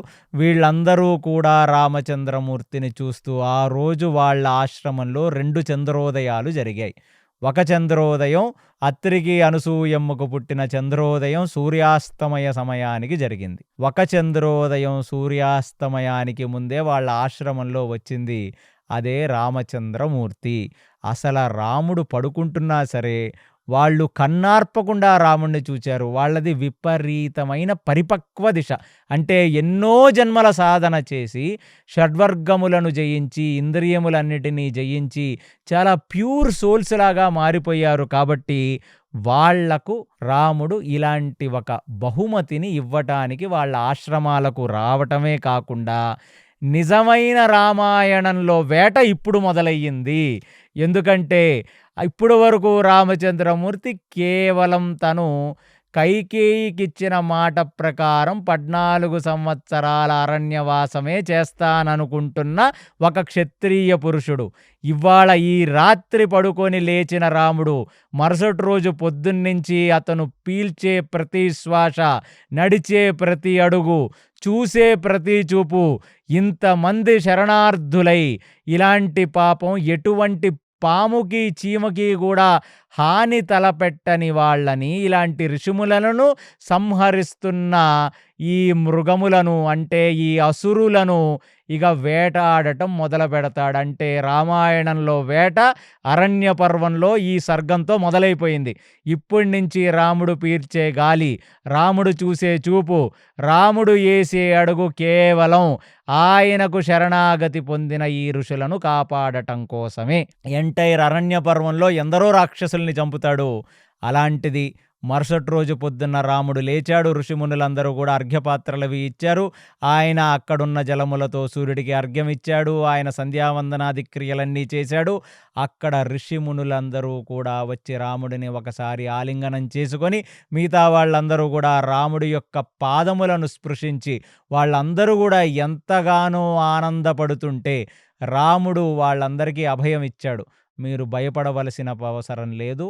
ఈ శరీర త్యాగం చేసి సాధన చేసి ఈ శరీర త్యాగం చేసిన తదనంతరం మీరందరూ నా దగ్గరికి వస్తారు. అదే కృష్ణావతారంలో ఆయన సన్నిహితులుగా మారి వీళ్ళందరూ ఆయన దగ్గరికి వచ్చి అదే ఇంకా ఆఖరి జన్మ. అక్కడి నుంచి వాళ్ళు వైకుంఠానికి వెళ్ళిపోతారు. సో ఆ అష్యూరెన్స్తో ఇక వాళ్ళందరూ ఆనందపడి ఇక రాముడు, లక్ష్మణుడు, సీత ఇక వాళ్ళ ప్రయాణానుసారం ఆ దండకారణ్యంలోకి వెళ్ళిపోతుంటే చివరాఖరి దృష్టి రాముడు కనుమరుగైపోయే వరకు కూడా కన్నార్పకుండా చూసిన ఋషులందరూ ఒక్కసారిగా రాముడు వెళ్ళిపోతుండగా ఆయనని చూచి వాళ్ళ మనస్సుల్లో మళ్ళీ పులకింతతో వాళ్ళకి ఒక అశ్రుధార, ఆనందంతో అశ్రుధార వచ్చి వాళ్ళకి నిజమైన ఆధ్యాత్మిక అనుభూతి కలిగింది.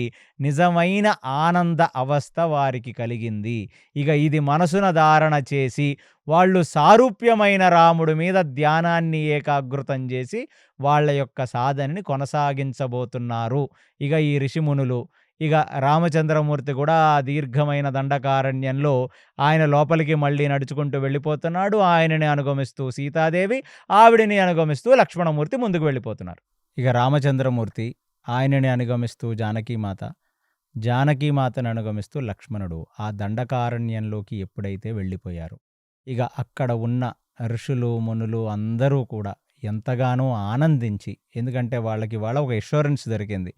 వాళ్ళు మోక్షం అనేది ఖచ్చితంగా వాళ్ళకి ఇంకొక జన్మలో వచ్చేస్తుందనే ఒక కాన్ఫిడెన్స్ రామచంద్రమూర్తే ఇచ్చారు. అదే కాకుండా వీళ్ళందరూ కూడా శరణాగతి పొందారు. శరణాగతి అంటే ఏమిటంటే ఇంకా వాళ్ళు ఒక్కసారి పరమాత్మకు శరణాగతి పొందిన తర్వాత ఇక వాళ్ళ స్వప్రయోజనం కాదు కదా, వాళ్ళు ఇక పరమాత్మ చేతిలో పనిముట్లులాగా మారిపోయి బ్రతకాలే తప్ప సొంత ప్రయత్నాలనేవి ఏమీ కూడా చెయ్యరు. అంటే ఇన్ని రోజులు కూడా ఈ రాక్షసులు వస్తున్నారే, మా తపోశక్తితో వీళ్ళని సంహరించాలి అనే ఒక బాధ ఉండేది. ఇక రామచంద్రమూర్తి వాళ్ళగా కాన్ఫిడెన్స్ ఇచ్చాడు. ఇక నుంచి మిమ్మల్ని రాక్షసులు ఎవరు ఇబ్బంది పెట్టరు, నేను ఇక వేట మొదలు పెట్టాను అని. సో ఇది మళ్ళీ మనం తాత్వికంగా అర్థం చేసుకోవాలి. శరణాగతి అంటే ఏమిటంటే ఎప్పటి వరకైతే ద్రౌపది తన యొక్క చీర కొంగుని అడ్డం పెట్టుకొని తన యొక్క ప్రయత్నం ద్వారా తన మానం పోతుంటే తన మానవ ప్రయత్నాన్ని ఎప్పుడు వరకైతే తను ఉపయోగించిందో శ్రీకృష్ణ పరమాత్మ తనకు చీరలు ఇవ్వలేదు. ఎప్పుడైతే ఇక కీచకుడు పరమ అధార్మికుడు, కీచకుడు ఒక పెద్ద అసురుడు, ఇక వాడు పేట్రేగిపోయి ఇక నా శక్తి కంటే కూడా కీచకుడి శక్తి ఎక్కువైపోయింది, ఆ పురుష మృగం నా మీద పడి నా చీరను ఒలిచేసే ప్రయత్నం చేస్తుంది, ఇక కృష్ణ నువ్వే నాకు దిక్కని చెప్పి 2 చేతులు పైకి ఎత్తి కైదండం పెట్టి పరమాత్మకు మానసికంగా శరణాగతి పొందిందో ఇక కీచకుడు ఏమీ చెయ్యలేకపోయాడు. ఇది తత్వంలో ఏంటంటే ద్రౌపది అయోనిజ కదండి, ఆవిడ సాక్షాత్తు శక్తి అంశ కదా, కీచకుడిని ఆవిడ యొక్క దృష్టితో, ఆవిడ యొక్క కోపంతో దహించలేదా? ఖచ్చితంగా దహిస్తుంది.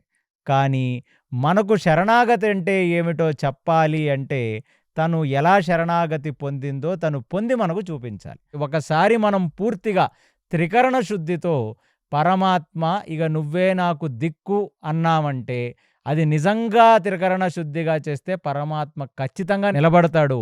అలాంటి అనుభవాలు ఎందరో సనాతన ధర్మంలో ఉన్న పూర్వీకులకు, ఇవాళ ఉన్న కాలమాన పరిస్థితుల్లో ఉన్న వాళ్లకు కూడా ఉన్నాయి. అంటే అంత భక్తి, అంత ప్రపత్తి మనలో ఉంటే పరమాత్మ ఖచ్చితంగా స్పందిస్తాడు. ఇవాల్టి వరకు మాకెవరు దిక్కు అని బిక్కుబిక్కున బ్రతుకుతున్న తాపసులందరూ కూడా ఏ క్షణమైతే సారూప్యమైన రూపంలో ఉన్న ఆనందాన్ని వాళ్ళు పొందగలిగారో, అలా సారూప్యంగా వచ్చిన రామచంద్రమూర్తికి వాళ్ళు శరణాగతి వహించారో, ఇక వాళ్ళ రెస్పాన్సిబిలిటీ రామచంద్రుడిది. ఇదే మర్కట కిశోరం, మార్జల కిశోరం. మర్కట కిశోరం అంటే కోతి పిల్ల కోతిని పట్టుకుంటే చాలు, కోతే దాన్ని చూచుకుంటుంది. ఇక కోతి అటు పరిగెడుతుంది, ఇటు పరిగెడుతుంది, కొమ్మ మీద నుంచి చెట్టు మీదకి, చెట్టు మీద నుంచి ఇంకొక చెట్టు మీదకు తను గెంతుతూనే ఉంటుంది. కానీ పిల్ల మాత్రం హ్యాపీగా ఎటువంటి చీకు, చింత, భయం లేకుండా ఆ కోతి యొక్క ఉదర భాగాన్ని గట్టిగా పట్టుకొని ఉంటుంది. అలా ద్రౌపది గాని, అలా ఈ ఋషులు, మునులు గాని శ్రీకృష్ణ పరమాత్మను అలా పట్టుకున్నారు. మరి అలా పట్టుకున్నప్పుడు రాముడు గాని, కృష్ణుడు గాని భక్తులను ఎలా చూచుకుంటాడంట అంటే, మార్జల కిశోరం న్యాయం. ఒక పిల్లని తన నోట కరిచి పట్టుకొని తను ఎక్కడికి వెళ్ళినా దాన్ని తీసుకొని వెళుతుంది. చూడటానికి మీకు జుగుప్సగా కలుగుతుంది. ఎందుకంటే అదే నోటితో ఎన్నో ఎలుకలను, ఇంకెన్నో మృగములను సంహరించి తిన్న ఆ పిల్లి యొక్క దంతముల కింద ఆ పిల్ల యొక్క మెడ భాగం ఉంటుంది. అది చూడగానే మీకు భయమేస్తుంది. అమ్మో! ఆ పులి నోటికి చిక్కిందా ఈ చిన్న పిల్ల అని. కానీ పిల్లకు మాత్రం ఎంతో వాత్సల్యంగా ఉంటుంది. ఎంతో ఆనందంగా ఉంటుంది. చీకు, చింత, బాదరి, బందీ లేకుండా ఉంటుంది. మనం కోతి పిల్లలాగా కోతిని పట్టుకుంటే, పరమాత్మని పట్టుకుంటే, ఆయన పిల్లై మనల్ని పట్టుకొని మనకున్న కష్టముల నుంచి దాటిస్తాడు. కానీ దానికి మనకు త్రికరణ శుద్ధి ఉండాలి.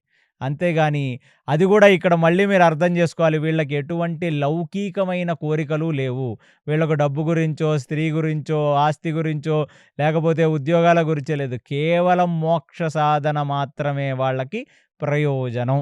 అది మాత్రమే వాళ్ళకి కావాలి. అందుకు నిస్వార్థంగా నారాయణుడి దగ్గరికి వెళితే నారాయణుడు, మీ బాధ్యత నారాయణుడిదవుతుంది. ఆ సంగతి వీళ్ళందరూ అర్థం చేసుకున్నారు ఋషులు, మునులు. ఇక ఇప్పుడు వరకు ఏదన్నా ఒక మూల ఒక భయం ఉండేదేమో, ఇక వాళ్ళకి ఆ భయాలన్నీ పోయాయి. ఖచ్చితంగా వాళ్ళు యోగ సాధన చెయ్యటము, శరీరాన్ని వదలటము, వదిలిన తర్వాత వాళ్ళు మళ్ళీ కృష్ణుడు ఎప్పుడైతే జన్మిస్తాడో అక్కడ పుట్టటము, ఆ కృష్ణుడితో వాళ్ళు మమేకమయ్యి జీవించి వాళ్ళు ఆత్మానంద స్థితి, తర్వాత వాళ్లకు మోక్షము రెండూ దొరికేటట్లుగా రాముడు అనుగ్రహించాడు. కాబట్టి ఇక వాళ్ళకు ఆ బాధలు లేకుండా ఎవరికి వారు వారి కుటీరముల్లోకి వెళ్ళి వాళ్ళు మళ్ళీ వాళ్ళ యొక్క అగ్ని కార్యం, దాని తర్వాత వాళ్ళు చేయవలసిన యోగ సాధనలో వాళ్ళందరూ కూడా నిమగ్నమయ్యారు. ఇక వాళ్ళందరికీ అష్యూరెన్స్ ఇచ్చిన తర్వాత లక్ష్మణుడు, సీత ఇద్దరు రామచంద్రమూర్తి వైపుకి చాలా దీర్ఘంగా చూడటం మొదలుపెట్టారు. ఎందుకంటే భరతుడు వెళ్ళిపోతున్నప్పుడు రాముడు ఒక మాట చెప్పాడు, ఈ అరణ్యానికి నేను రాజుని అని. ఇవాళ ఆ క్షత్రియ ధర్మాన్ని ఆయన ఆచరిద్దామనే ఆలోచన మళ్ళీ ఈ ఋషిమునుల యొక్క శరణాగతి వల్ల వచ్చింది. అందుకు లక్ష్మణుడు చాలా హ్యాపీగా ఫీల్ అయ్యాడు. రాముడు ఇక వేట మొదలు పెట్టాడు. ఇక దండకారణ్యం లోపల ఉన్న రాక్షసులందరికీ కూడా ఇక దబిడి దిబిడే. ఇక వాళ్ళు ఎంత లోపలికి రామచంద్రమూర్తి వెళతాడో అంత కేర్ఫుల్గా మొత్తం రావణ సంతతి, రావణుడు పార్టీలో చేరిన ఈ అసురులందరూ ఉండాలి. ఏ అసురుడైనా ఇక రాముడు కంట పడ్డాడా వాడు చచ్చాడన్నమాటే. సో ఇక అరణ్య పర్వంలో మనం లోపలికి వెళ్ళేటప్పుడు ఇంకా ఎందరో అసురులు వస్తారు. ఇప్పుడు నెక్స్ట్ అధ్యాయంలోనే ఒక పెద్ద అసురుడు వస్తాడు, విరద అనే అసురుడు వస్తాడు. వాల్మీకి అసలు విరదకి, రాముడికి, లక్ష్మణుడికి, సీతకి మధ్యన జరిగిన సంగ్రామం గురించి చెప్తాడు. చాలా బాగుంటుంది. సో ఇక అరణ్య పర్వంలో రాముడు ఒక ఋషి ఆశ్రమం నుంచి ఇంకొక ఋషి ఆశ్రమానికి వెళ్ళటం, మధ్యలో ఈ వచ్చిన ఈ అసురులను చంపటం. ఇలాగా సాగుతుంది. మనం మిగతా విషయాలన్నీ తర్వాత పాడ్‌కాస్ట్‌లో తెలుసుకుందాం. శ్రీరామ రామ రామేతి రమే రామే మనోరమే సహస్రనామ తత్తుల్యం రామనామ వరాననే. జై శ్రీరామ్. విన్నారు కదండి. దండకారణ్యంలో మునులందరూ రాముని చుట్టూ చేరి ఎంత తన్మయత్వ ఆనందం అనుభవించారో మనందరం చూసాం. రాక్షస వేటకై ప్రయాణం ప్రారంభించిన రాముడు ఏం చేయబోతారో వచ్చే భాగంలో తెలుసుకుందాం. అంతవరకు చూస్తూనే ఉండండి కేసీ టాక్స్ తెలుగు. హరే కృష్ణ.